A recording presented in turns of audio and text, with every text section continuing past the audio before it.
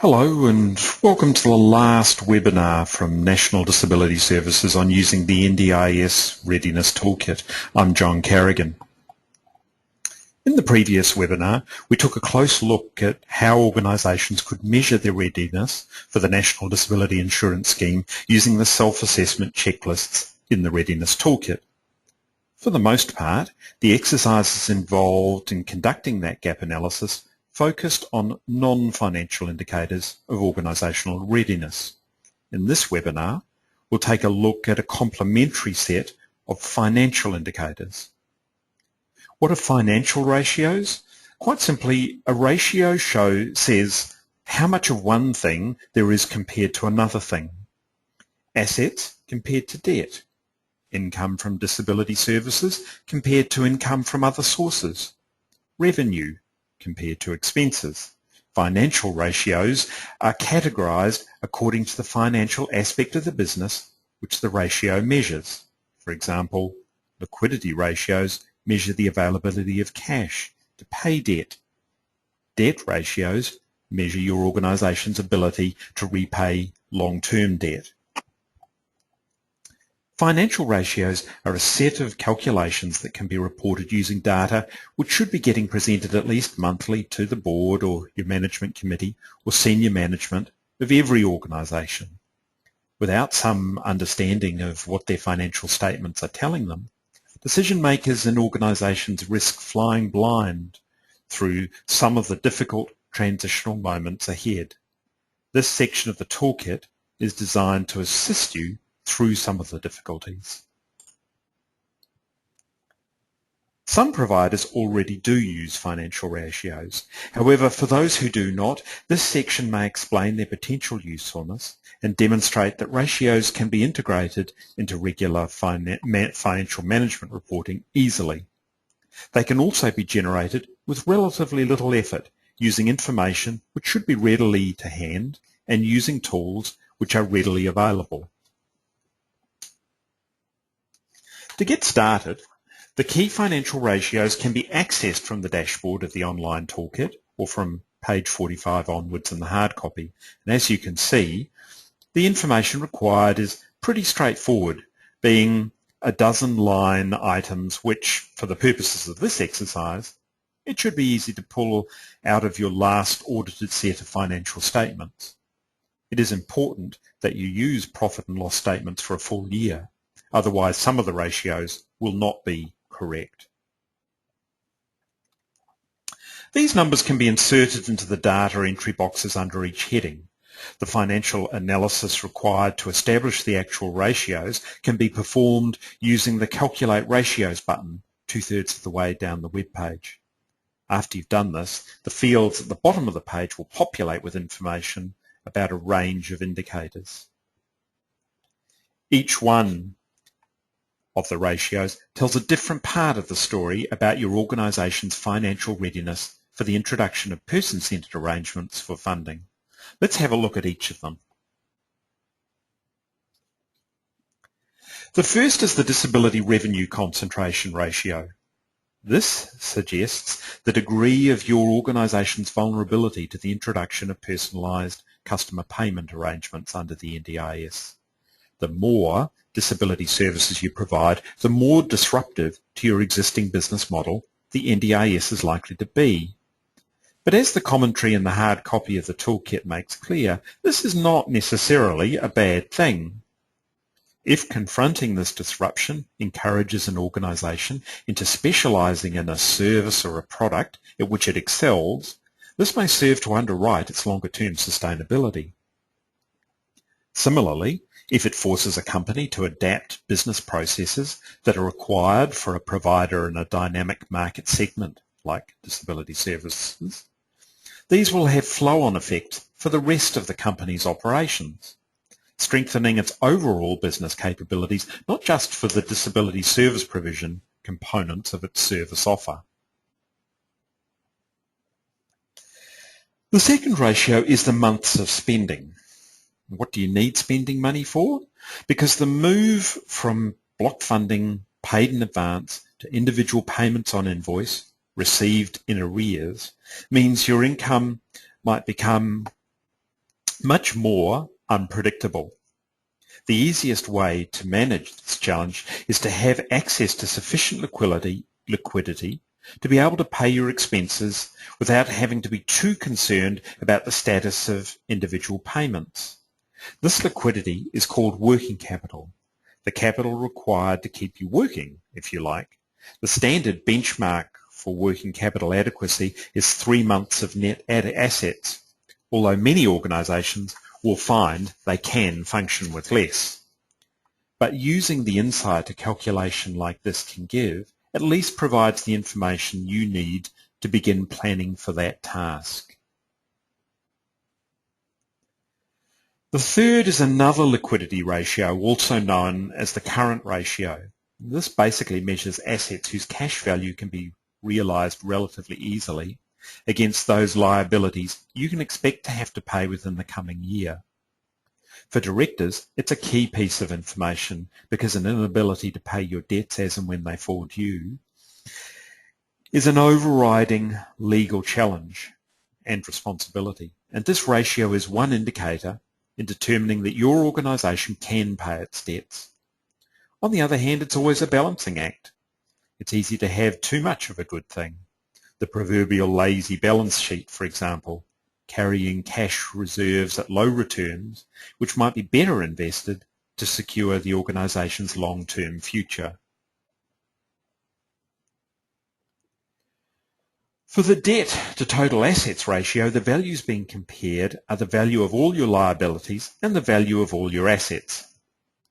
This measures the things you own against the things you owe. The lazy balance sheet can become even more noticeable here, where fixed assets appear, millions of dollars tied up in buildings whose capacity to generate income is not fully realised. The opposite possibility is worse. Obligations to staff or service users or to funders without assets to meet those obligations. But in every scenario, judgment is required. For example, account needs to be taken of whether the assets are tied to service delivery, as provisions for service staff entitlement certainly are.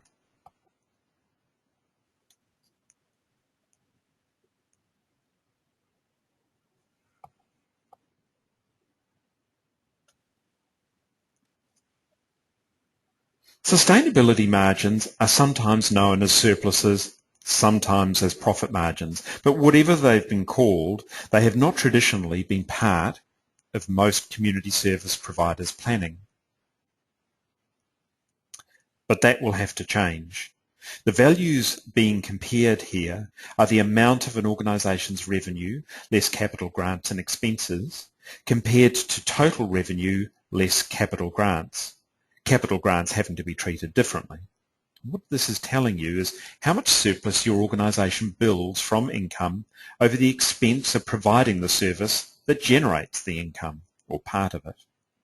This will require attention being paid to the difference between what it costs to provide a service and the price at which you sell it. A service provided at cost is not the basis of a sustainable business, although it has been good enough for many providers for a long time.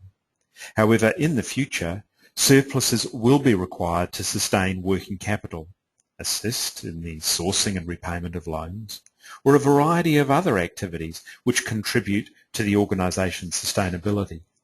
There won't be any government agency to bail anyone out.